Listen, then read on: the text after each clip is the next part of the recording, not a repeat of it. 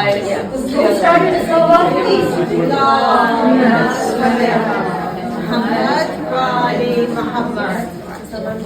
Okay, we've got some amazing people who will show you around later on. But today, I have the honor of doing this for you. So the first thing you've got is Iqra, read. Right? So the 11 sections that you heard about are here. And this is like a DNA thing. They put it into us. And if you remember, if you heard my talk, I talked about the 3, 3, 2, 2, 1. And they're all on there, which you can read. And Iqra was the first word revealed. So I tell the children 5 things: read, internalize, understand, apply, and teach. So I make them write that. And parents don't like me very much when I make them write it on their fingertips. You got that? Read, internalize, understand, apply, and teach. So before you visit a city, you can't visit a city unless you want to. Normally you see holiday brochures. So we have Viewpoint Terrace, which means that you need to know why you want to visit this city. You would not want to visit Qur'an City unless you are a mu'min, unless you believe. Now this surah gives you 13 different aspects of a mu'min, and it gives you 5 of one who covers up the truth.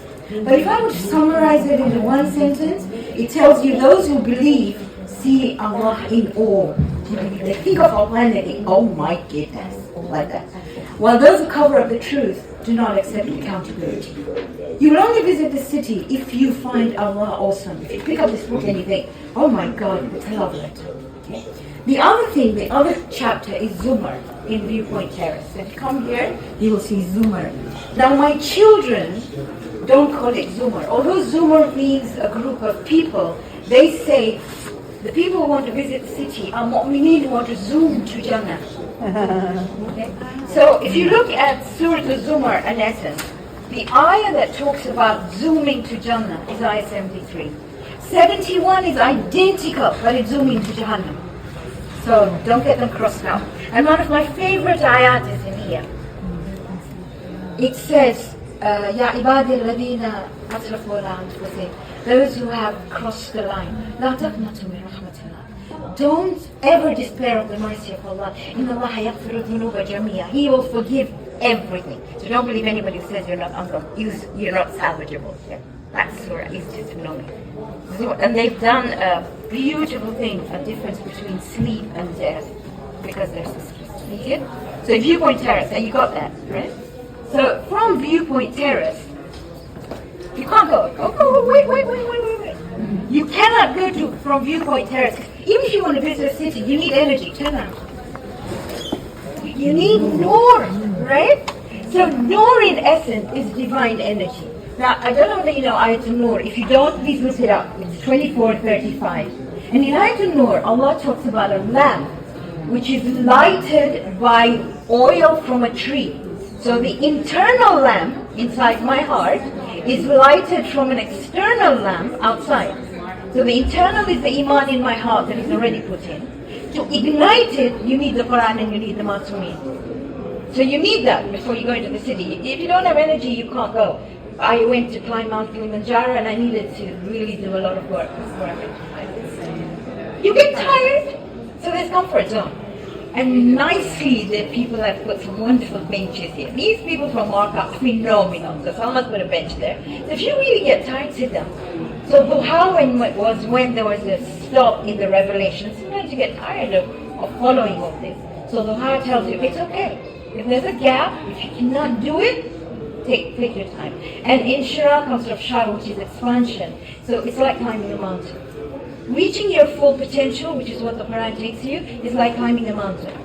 And you need to expand. You need to have a big heart to be able to do that. So the Quran and Inshira, and again in life, if you've got problems, there's two who will take them away. Right, you can do all that, but you can't eat chips all the time. That's why the next one is Nahl. Healthy food. I mean, you've got to eat healthy food, okay? So if you read Nahl 65 to 83, it talks about honey, it talks about milk, unless you're lactose intolerant. So it talks about halal food. And it literally tells you, if you eat the right foods, especially honey, you will be fine. Alright, are you good?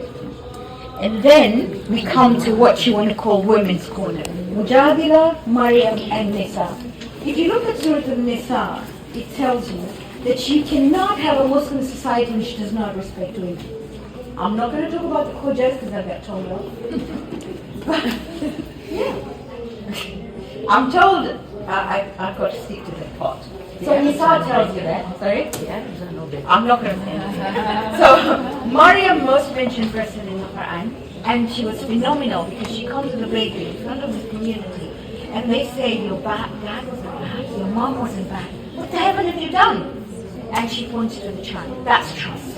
Mujadila was a woman called Khawla. She's phenomenal. So Khawla bin Tha'laba, her husband said, at that time there was a rule which said that you told her, you're not my wife, but you will cook and clean and I'll go get another wife to sleep with. Okay. So she complained to the Prophet, it's called Zihar. And that surah actually changed the whole law. So you want to complain to him. Every single ayah in this one has Allah. So if you have problems with someone, and I hope they're not Khojas and they're not Muslims, then read Surah Mujadila 3 times, and it has an amazing feeling. Right, now we'll take you to the main center, which is Tawheed Center. There you go. So Tawheed Center, if you look at your maps that you've got, it incorporates the usul. The 3 you've got Divine Center, Musabihat Crescent, and Hamidat Crescent. Can you see them at the bottom? Right? So those 3 are all put together in Tawheed. That's where his name told you that instead of 19, they've got 17 quadrants, and put them all together. If you touch these buttons, it will light up the sections. Can you see Jannah, reflections? And I told you that I put a helicopter, they put a drone. Because they're awesome, right? They're so creative, they're futuristic. So if you press those buttons, they will tell you the sections that you've got in there. For example, that tells you, white tells you where Allah is mentioned everywhere. Now, the idea is, for example, Musabihat, the Prophet wouldn't sleep unless he read one of those at night. Hamidat is not just praise, it's praise and gratitude. And I don't like people telling me Musabihat is glorifying Allah. In essence, Musabihat actually means to declare His perfection. Sabaha means to smooth, to mean total balance, right? And the main ones are 55 and 67, which is Rahman and Mulla. And I'm sorry I'm using numbers, but like I said, sit with me for an hour and you know them all.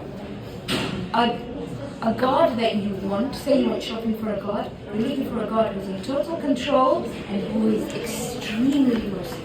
And that's what that Are you good with that? Right, we're going to go to the next one, which is right behind you, which is Kaaba. That's the house of God. Okay? And there we put 3 surahs, Hajj, Fil, and Quraysh. So 22, 105, and 106. The way you remember 105 is that an elephant has 4 legs and a trunk. You remember 105 now? And Fil starts with Surah Al-Sabah. Surah Al-Sabah is surah number 34.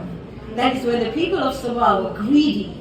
And because of their greed, a flood was sent and it was destroyed, and Yemen was destroyed. And Abraham comes and he builds this massive kulais, massive Burj Khalifa-like thing. Okay?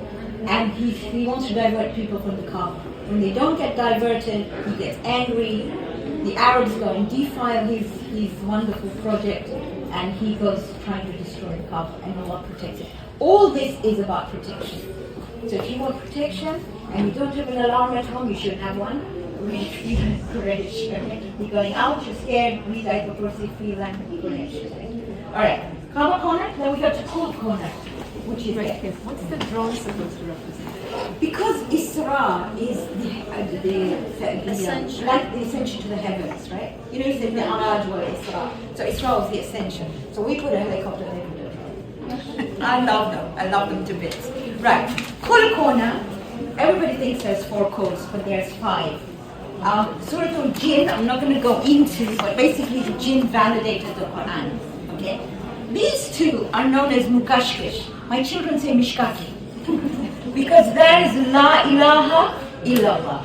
If you're ever ill, these are the 2 surahs to recite, Kafirun and Ikhlas. These are known as Ma'udatain because they protect. Ma'udatain is protection. So anytime you need protection, you know you read the 4 codes and Ayatul Kursi and all the rest of it. So that's literally the 5 codes. We will normally say 4 codes, okay? From Qud corner, you're going to see that. Now what we did in Qur'an City, if you look at your map, we put it at the top of Qur'an City. And that's why Mark put it up there. The designers were phenomenal. They put it right in the middle so you can see that. Now, you might think it's because the moon is important in Islam. But in essence, in this surah, Surah Al-Qamar, 4 times Allah says, وَلَقَدْ يَسَّرْنَا الْقُرْآنَ لِلذِّكْرِ فَهَلْ مِن مُدَّكِرٍ. Is there anyone who will take heed? Anyone who will even put a little bit of effort in the Quran, and I will make it easy for you. Now, the highest form of difficulty is dhikr, remembrance. And the lowest form is mudakkir, which means even if you put that much effort, it will make it easy. So anybody here who says Quran is not easy, you're contradicting that. And it starts off with the splitting of the moon. They wanted to see a miracle, split the moon, but they said magic.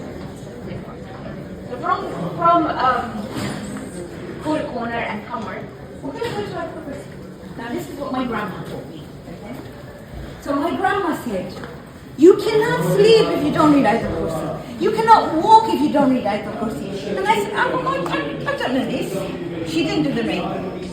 The rainbow was done by designers, and also Mark did the colors so beautifully. So she divided it into 9 parts, and I can still remember the 9 months that we learned these 9 sections. Now if you look at the 9, 1 and 9 go together, 2 and 8, 3 and 7, 4 and 6. And the 4 names you got to remember is Hayyul Qayyum, Aliyul Azim. My mama never fell ill, but when she fell ill, she had cancer. And she told me, I can't read.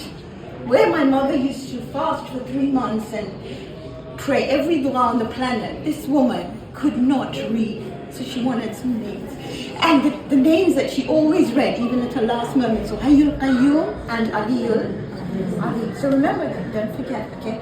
So you can, if you look at that, you will see the symmetry of how it works. Please, if you get everything about this, AK. So I tell my children, I will MK them to become AKs. MK means Mari Putin and Musalman Banal. But AK person. Okay? Got that?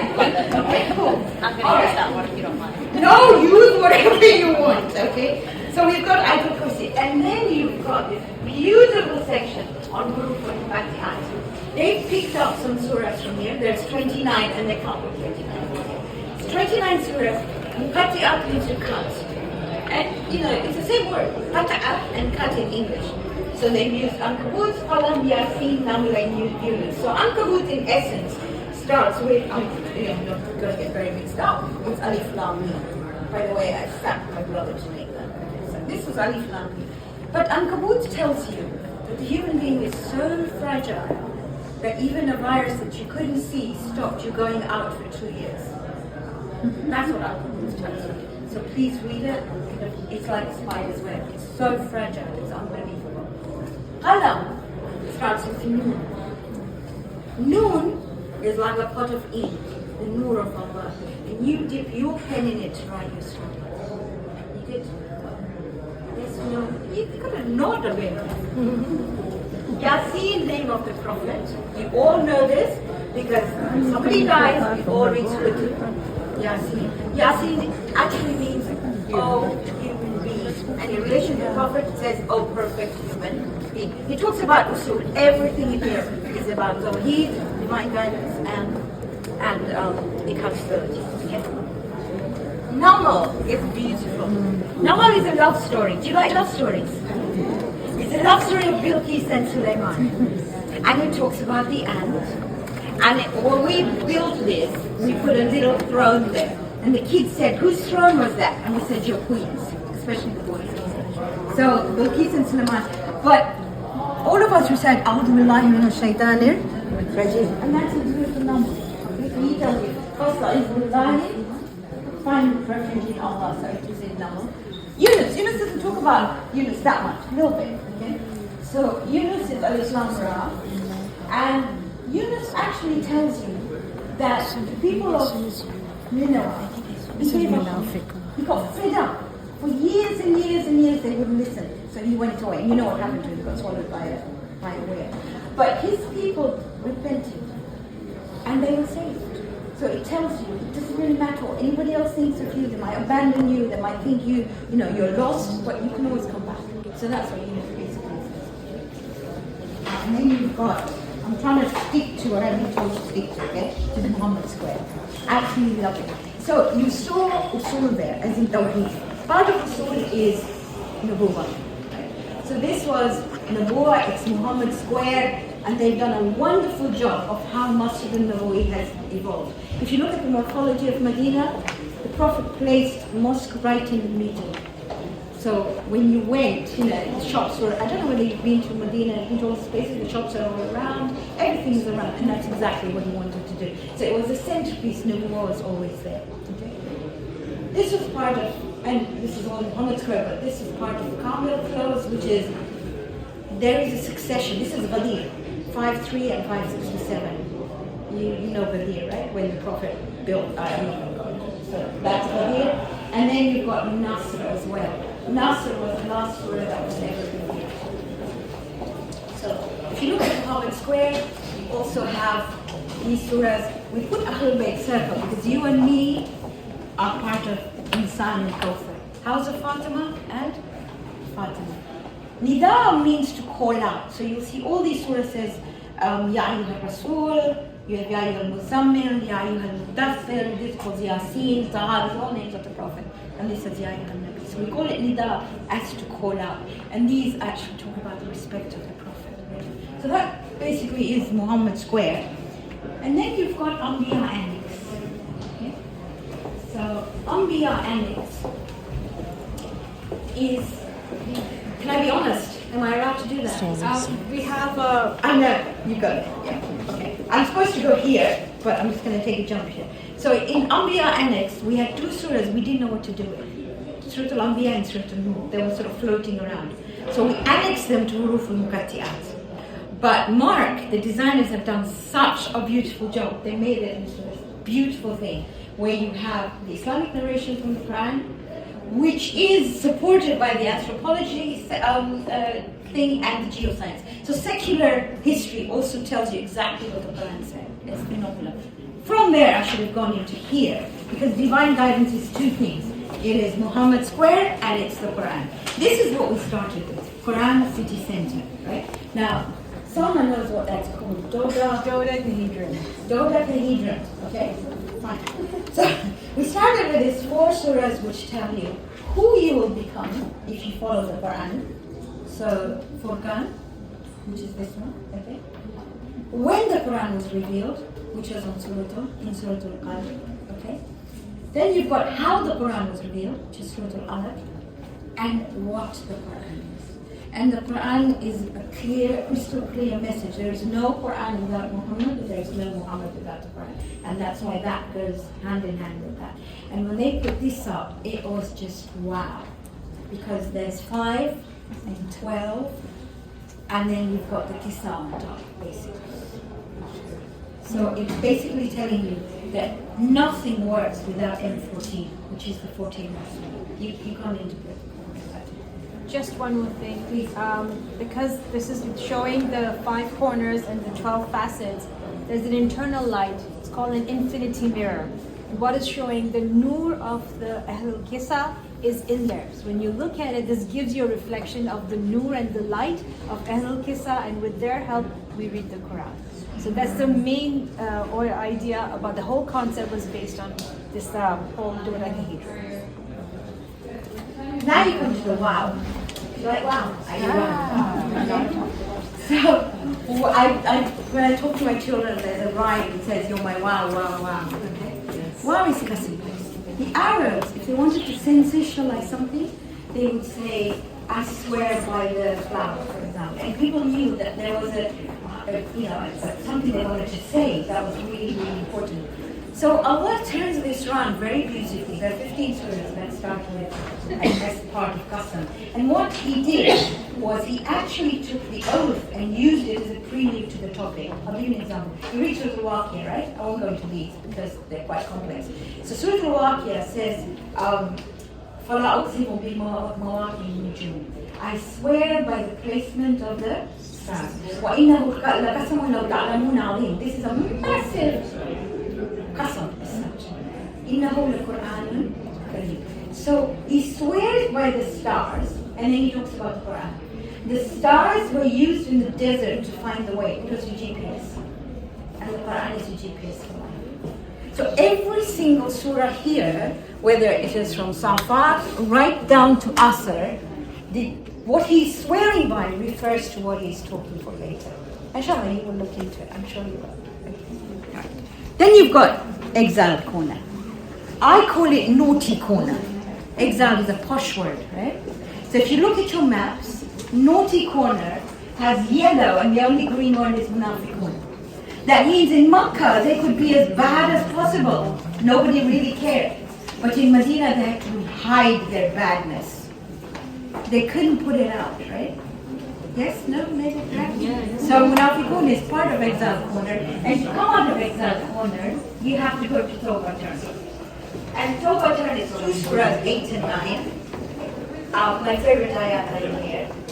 In 8, it's 33. If you don't listen to anything to me, listen to this.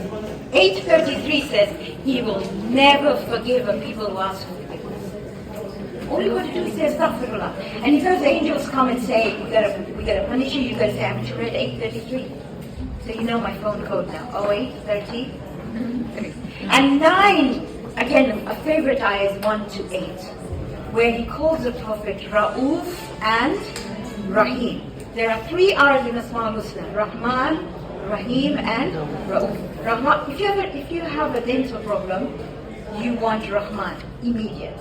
If you want to continue being good, you go to a dental hygienist. Do you do that? Rahim. Ra'uf is the anesthetist. No pain.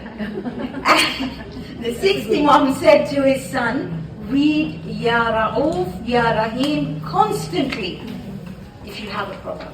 So you know why it's my favorite ayah. 9, 1 to 8 and 08:33. Please don't forget them. And finally, we're going to end with this one, which is Qiyamah close, accountability. And to me, I like these 2 surahs. I think I highlighted them, 81 and 82. Please read the Qur'an and Infidal, because they give you a graphic picture of what Qiyamah will be like. The sun will fold. The stars will fall. Okay, let me put it in my language. Internet will stop, no electricity, it's going to be dark. And there'll be no stability. Everybody will be shaking. So what you're going to do, you and I will look inside. But when we look inside, all our insides will be laid out outside. That's basically what this is talking about. And you don't have to worry. If you believe in accountability, there's nothing to worry about. If you believe in Ya Allah, Ya Muhammad, Ya Ali, Ya Fatima, Ya Hassan, Ya Hussein, Ya Sayyid Zaman, nothing to worry about. Okay. But if you don't, you've got issues. So, and we end this with the same thing that we started off with. If we looked at the terrace that we started off with, we said a believer is in awe of Allah, and a person who covers up the truth doesn't believe in accountability. So we end with belief in accountability. Thank you so much for listening. Thank you.